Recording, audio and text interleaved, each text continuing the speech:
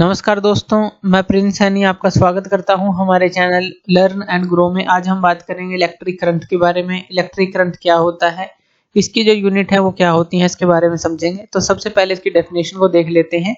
The flow of charge in a definite direction constitute the electric current. इससे पहले हमने current carriers के बारे में भी पढ़ा था, जिसके अंदर हमने देखा था जो चार्ज पार्टिकल है जब वो डेफिनेट डायरेक्शन में फ्लो करते हैं तो वो इलेक्ट्रिक करंट को बनाते हैं। तो इसी तरह से हम ये डेफिनेशन लेते हैं इसके अंदर कि जो फ्लो ऑफ चार्ज होता है डेफिनेट डायरेक्शन में वो इलेक्ट्रिक करंट को बनाता है। अब अगर हम इलेक्ट्रिक करंट की बात करें तो ये एक कंडक्टर हम ले लेते हैं और यहाँ पर एक बैटरी ले लेते हैं। यहाँ पर हमने ले ली एक बैटरी और इसका एक पॉजिटिव टर्मिनल ले लिया, एक नेगेटिव टर्मिनल ले लिया। ये एक कंडक्टर है, कोई भी आप जो मटेरियल ले सकते हैं, जैसे कि जो कंडक्टर है कंडक्टिंग मटेरियल, जैसे कि कॉपर है, सिल्वर है, एल्युमिनियम है, कुछ भी आप ले लीजिए। अब पॉजिटिव टर्मिनल से और नेगेटिव टर्मिनल से हम इसको वायर्स के थ्रू, कंडक्टिंग वायर्स के थ्रू जोड़ देते हैं।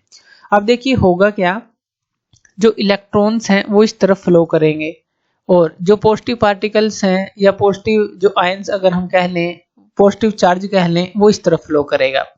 तो अब ये जो दोनों ही फ्लो हैं, ये दोनों ही जो है हमारे होते करंट ही हैं, लेकिन इनकी डायरेक्शन के अकॉर्डिंग हम इनको अलग अलग नाम दे देते हैं। चलिए वो भी हम देखते हैं।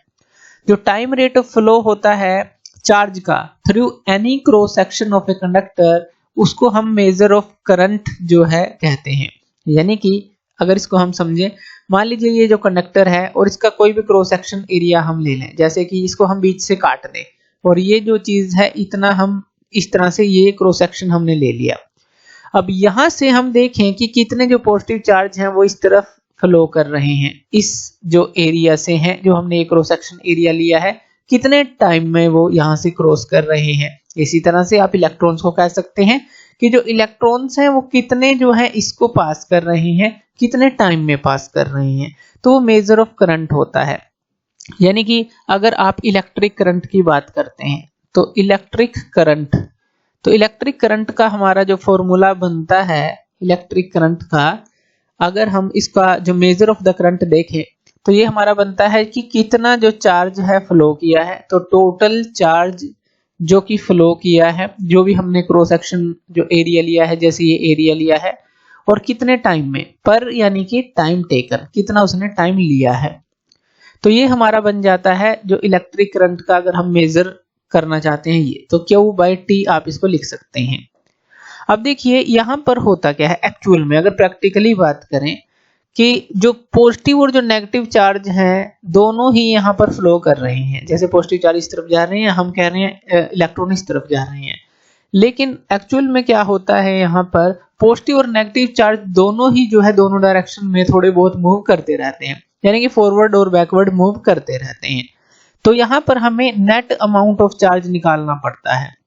किसी भी टाइम t में आप निकाल सकते हैं जो इस एरिया से जो है पास कर रहा हो। आप समझे हमारी बात कि जैसे मान लीजिए प्लस चार्ज है और जो माइनस चार्ज है वो जो है दोनों ही फ्लो करते रहते हैं आगे पीछे इस तरह से।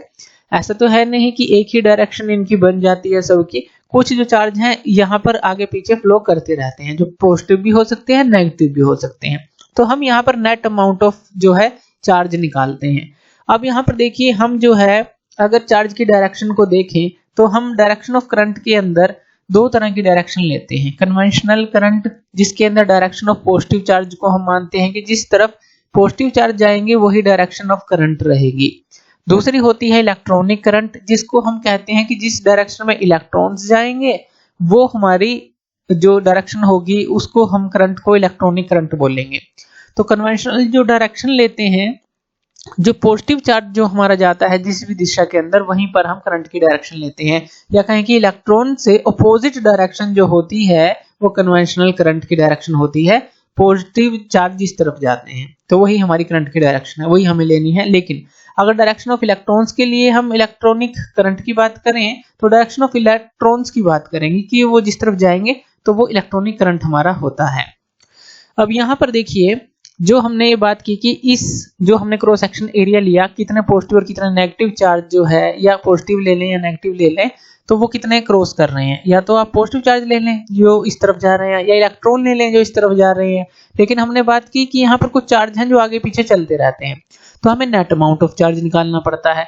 अब नेट अमाउंट ऑफ चार्ज हम मान लेते हैं यहाँ पर कि जो Q पॉजिटिव है हमारा, ये नेट अमाउंट चार्ज है। नेट अमाउंट का मतलब क्या है कि पॉजिटिव चार्ज जो यहाँ पर आगे गया और कुछ जो है पीछे भी आए होंगे, तो यानी कि जो आगे गए और जो पीछे आए इससे, तो नेट अमाउंट यानी कि फॉरवर्ड माइनस बैकवर्ड, ये फॉरवर्ड गए तो यही हमने तो देखना है, क्योंकि पॉजिटिव चार्ज की डायरेक्शन ही हमारी करंट की डायरेक्शन है कि जो इस एरिया से पास करेगी।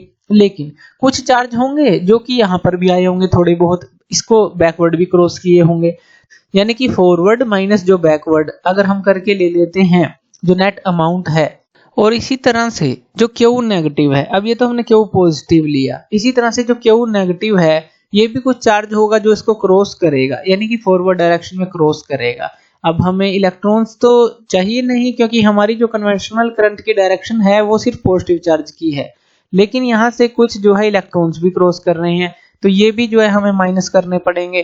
तो यानी कि अगर नेट अमाउंट ऑफ चार्ज हम देखें जो Q है, अगर नेट जो है बिल्कुल जो नेट चार्ज है इन टाइम t में, अगर आप फॉरवर्ड डायरेक्शन के अंदर देखते हैं तो वो हमें जो नेट अमाउंट ऑफ चार्ज मिलेगा इस एरिया के अक्रॉस किसी भी टाइम t में, तो वो क्या हो जाएगा हमारे पास, जो ये Q प्लस आपने लिया था यानी कि फॉरवर्ड माइनस बैकवर्ड जो प्लस के चार्ज थे, और माइनस में इसमें से कर देंगे जो Q नेगेटिव है, यानी कि जो इलेक्ट्रॉन्स हैं जो कि फ्लो कर रहे थे फॉरवर्ड डायरेक्शन में अक्रॉस दैट एरिया, तो ये हमारे पास आ जाएगा इस तरह से भी, यानी कि आप समझ सकते हैं इसको कि नेट अमाउंट ऑफ चार्ज हमें निकालनी पड़ती है। तो जो इलेक्ट्रिक करंट है I, इसको जो है आप क्या यहाँ पर लिख सकते हैं, यहाँ पर लिख सकते हैं कि जो नेट चार्ज फ्लोइंग है, इसको ऐसे आप चेंज कर सकते हैं कि net charge flowing divide by कितना टाइम उसने लिया, तो नीचे तो टाइम टेकन ही है, तो net charge flowing divide by time taken यानी कि Q बाय T, ये जो है हमारा करंट, आप इसको इस तरह से जो है डिफाइन कर सकते हैं। तो ये आप समझे कि कन्वेंशनल करंट क्या है, इलेक्ट्रॉनिक करंट क्या है। ये हमने नेट अमाउंट कैसे निकाला कि फॉरवर्ड माइनस बैकवर्ड हमने किया प्लस के लिए, और कुछ इलेक्ट्रॉन भी अगर इसको क्रॉस कर रहे हैं तो उसको भी माइनस करना पड़ेगा, जो नेट अमाउंट ऑफ चार्ज है, जो नेगेटिव चार्ज है जो कि फ्लो कर रहा है फॉरवर्ड डायरेक्शन में अक्रॉस दैट एरिया, तो इस तरह से नेट अमाउंट ऑफ चार्ज हमारी निकल जाती है। उसके बाद अगर हम बात करते हैं कि जो करंट है वो एक स्केलर क्वांटिटी होती है। अब देखिए यहाँ पर हमने डायरेक्शन की बात की है, लेकिन फिर भी ये वेक्टर क्वांटिटी नहीं है, ये स्केलर क्वांटिटी है, क्योंकि इसके लिए जो लॉ ऑफ अलजेब्रिक जो सम वाले हैं, स्केलर वाले जो लॉ हैं एडिशन के लिए, वो एप्लीकेबल यहाँ पर हो जाते हैं। जैसे कि मान लीजिए यहाँ पर हम कुछ वायर्स ले लें, जैसे कि एक वायर हमने ले ली और उसको आगे हम 3 हिस्सों में इस तरह से डिवाइड कर दें। अब मान लेते हैं कि यहाँ से I करंट फ्लो हुआ, यहाँ पे I1 गया, यहाँ पर I2 गया, यहाँ पर I3 गया। अब ये जो नेट अमाउंट ऑफ करंट अगर हमें निकालनी है, इनके बीच के एंगल की हमें कोई जरूरत नहीं है, यहाँ पर जो वायर्स हैं उनके बीच के एंगल की, हमें नेट अमाउंट ऑफ जो करंट है वो इन तीनों को जोड़कर हम निकाल सकते हैं। तो इसीलिए यहाँ पर जो स्केलर एडिशन है, जो लॉ ऑफ स्केलर एडिशन है यहाँ पर एप्लीकेबल हो जाते हैं, हमें वेक्टर एडिशन की यहाँ पर जरूरत नहीं पड़ती, तो इसलिए ये स्केलर क्वांटिटी है। उसके अलावा अगर इसकी यूनिट्स की बात करें तो ऐसा ही यूनिट जो है इलेक्ट्रिक करंट की वो एम्पियर होता है। एम्पियर हमारा क्या होता है, अगर 1 कूलम ऑफ चार्ज को हम फ्लो करते हैं पर second through A section of the wire, कोई भी वायर का सेक्शन लिया, जैसे हमने एरिया लिया था, अगर 1 कूलम ऑफ चार्ज वहां से फ्लो करता है पर सेकंड के अंदर 1 कूलम ऑफ चार्ज अगर फ्लो कर रहा है तो वो एम्पियर है।